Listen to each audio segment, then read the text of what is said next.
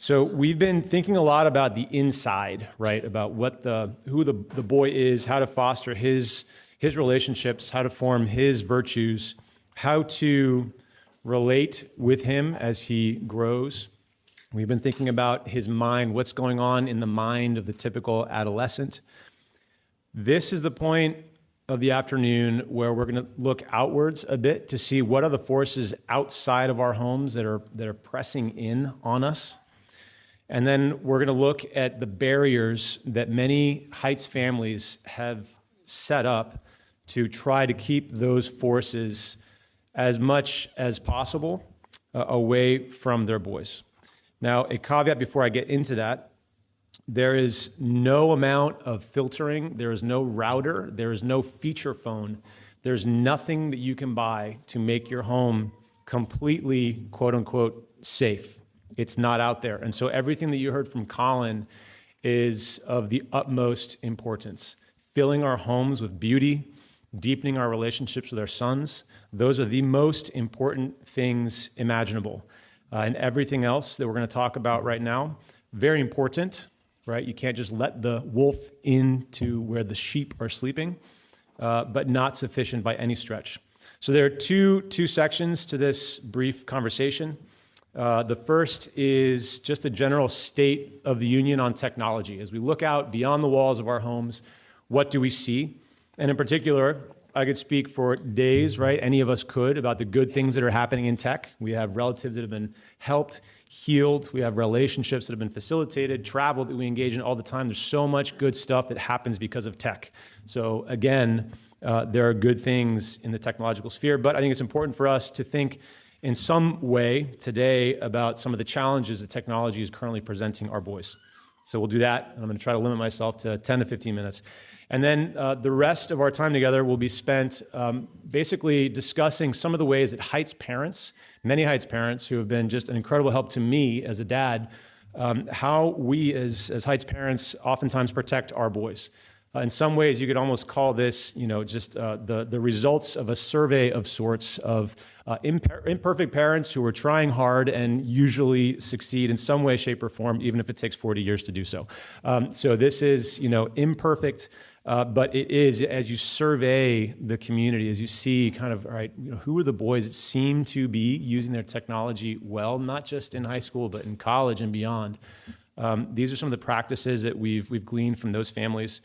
Some of these practices are also informed by conversations with teachers. We have a head of mentoring who's been in that position for 30 years. So his conversations have been invaluable as well. Okay, first for social media. Are there good uses in the world of social media? Absolutely. I guess I would encourage us to ask ourselves, but are those uses actually what the machines are built for, right? What is the point of social media? And some do argue that the point of social media is to maximize your time on site, to capture as much of your attention as humanly possible. I've talked to people who used to work at Facebook, and there was a huge board, one person in particular told me about, where they actually were showing the minutes per user on average that those individuals were spending on the site. And every time those things crept up, there was a bit of a cheer in the room. Right, so that's the perspective that we should view this through. Yes, you can communicate with your grandparents through Facebook. Yes, you can do all sorts of really great things. But if you look at the inside of many of these companies, that is what they're after, your attention. Okay, so as it relates to our boys, I'm trying to be as impartial and just even-keeled as possible as we talk about this stuff. Much of what I'll share with you has just been in the news the last couple of weeks. But new developments in social media, we know just more and more is happening to help us understand how difficult social media can be for the mental health of our children. I think many of us who just kind of kept our eyes open have seen this coming for a while, but it seems that governments are finally starting to take this seriously. One of the new developments in social media is the development of generative AI, which is now being leveraged to not only capture your son's attention, but actually to know him better in some ways than he knows himself, to know his likes and his dislikes, and then not only to know him, but also to engage him in conversation using whatever personality the AI knows by seeing his scrolling history he wants to engage with, right? So if my son happens to get on Meta or something like that, he could have a conversation with a digital Jurgen Klopp, who is Liverpool's soccer coach, about whatever. So this is a new world, right? This is not just me posting pictures and being liked or followed. Particularly difficult in this regard is TikTok. A video investigation by the Wall Street Journal, I'll just quote this article, found that TikTok only needs one important piece of information to figure out what a user wants: the amount of time you linger over a piece of content. Every second you hesitate or rewatch, the app tracks you. Through that one powerful signal, TikTok can learn your most hidden interests and emotions and drive users of any age deep into rabbit holes of content in which feeds are heavily dominated by videos about a specific topic or theme. It's an experience that other social media companies like YouTube have struggled to stop.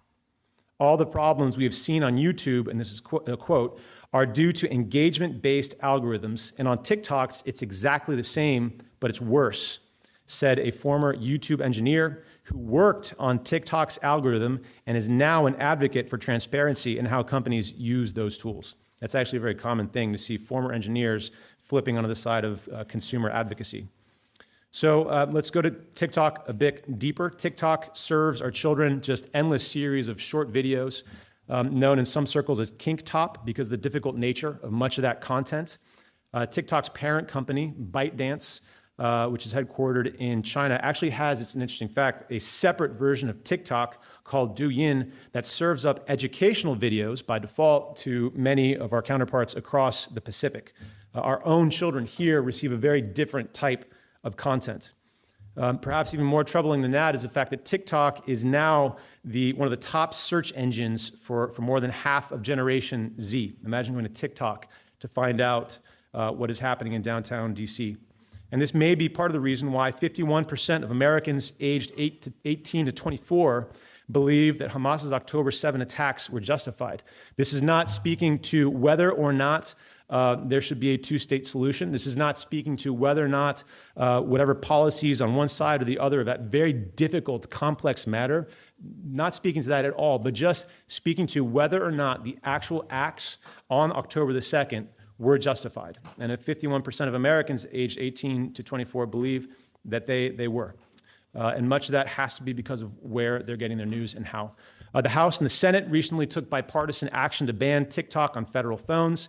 Part of this is because TikTok, which has also been referred to NSA to go, is engaging in all sorts of monitoring our content that's very troubling. Australia, Canada, EU have all enacted similar bans. India has banned the app altogether.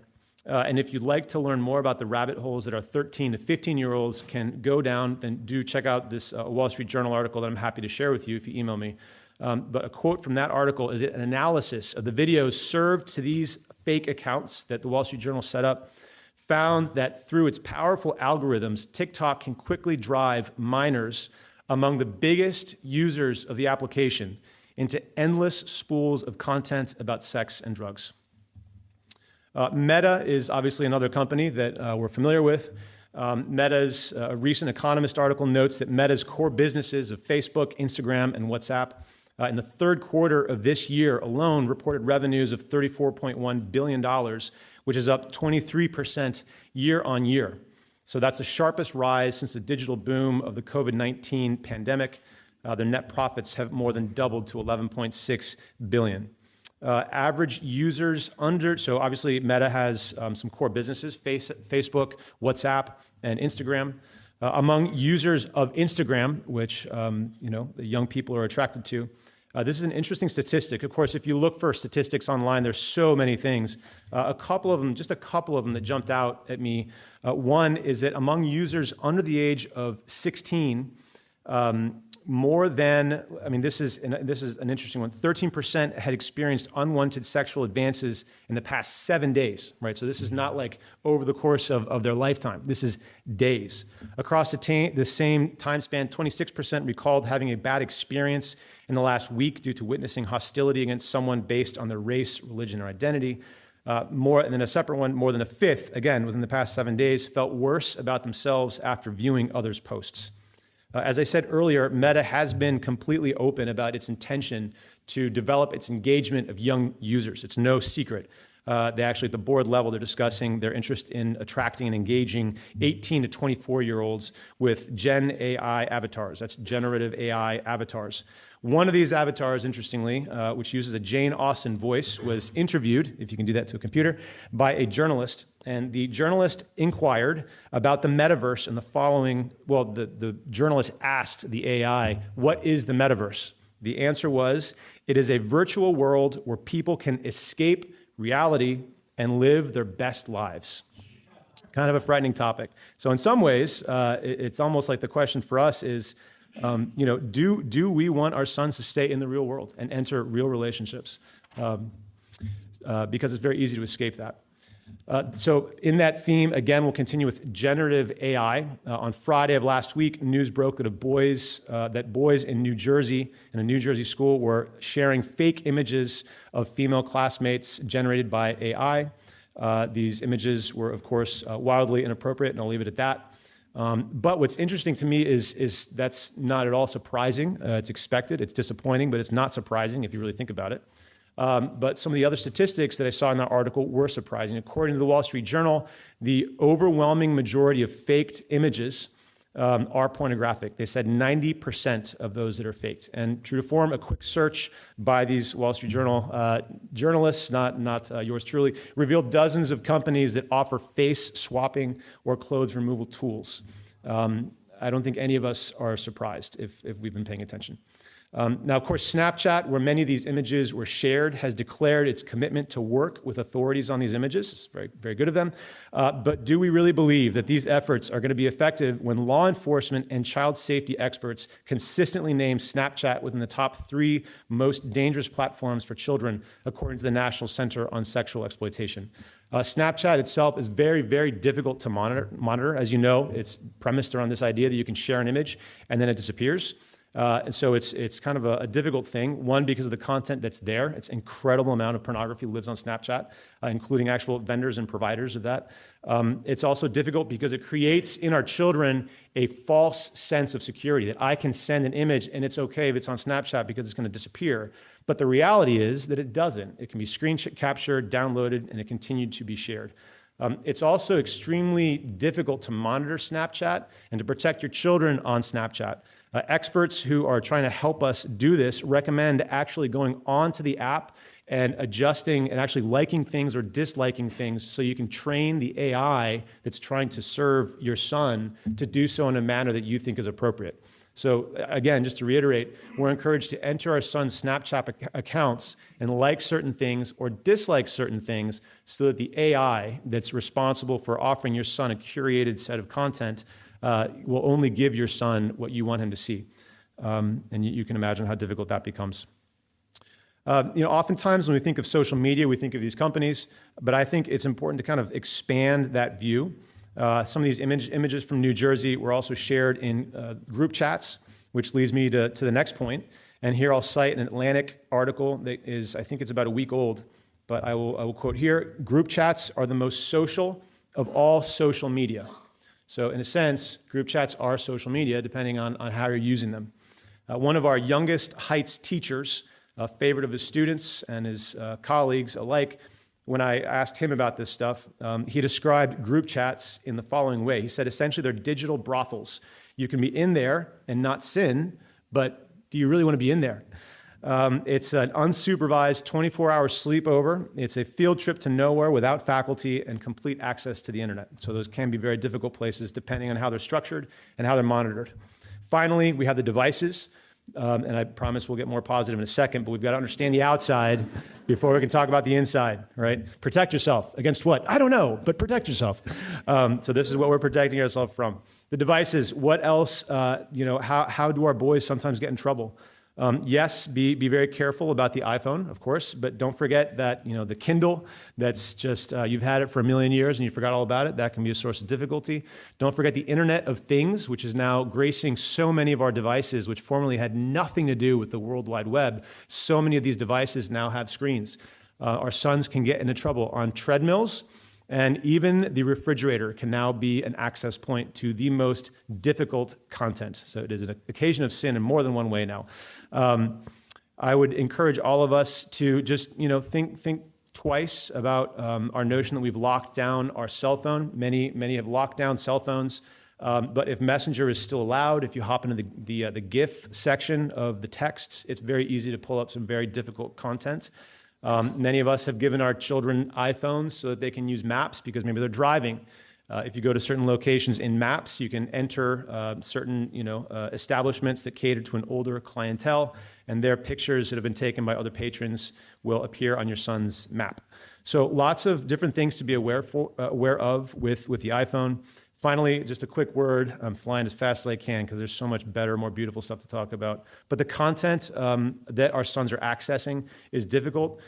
Video games we're not going to talk very much about. I would encourage you to read this book, Glow Kids, which is by an internationally renowned addiction expert, so from a very secular perspective.